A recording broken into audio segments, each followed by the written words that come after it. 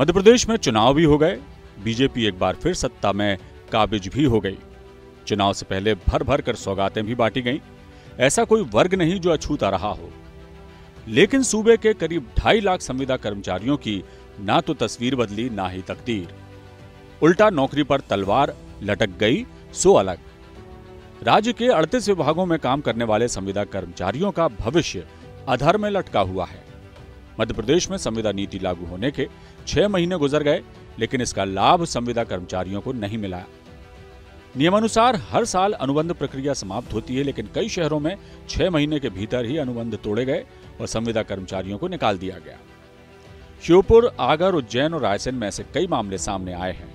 बताया जाता है कि सामान्य प्रशासन विभाग ने जीएडी नीति तैयार कर दी है, जिसका सभी विभागों को पालन करना है। सागर और रायसेन समेत कई जिलों में 2.25 लाख से कम आय वाले संविदा कर्मचारियों का टैक्स काटा जा रहा है। धार, देवास, बुरहानपुर और इंदौर में संविदा कर्मचारियों का प्रोफेशनल टैक्स नहीं काटा जा रहा। महिला बाल विकास विभाग में 20 जिलों में टैक्स काटा जा रहा है, 30 जिलों में टैक्स नहीं काटा जा रहा। आपको बता दें कि कई बैठकों के बाद नीति बनाई गई, लेकिन नतीजा सिफर निकला।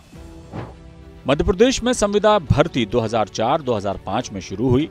2008 में चुनाव के बाद संविदा कर्मियों को नियमित करने का वादा किया गया था। 2013 में भी नियमित करने का वादा किया गया था। 2018 में कई बैठकों के बाद नीति बनी, लेकिन विसंगतियां बरकरार रहीं।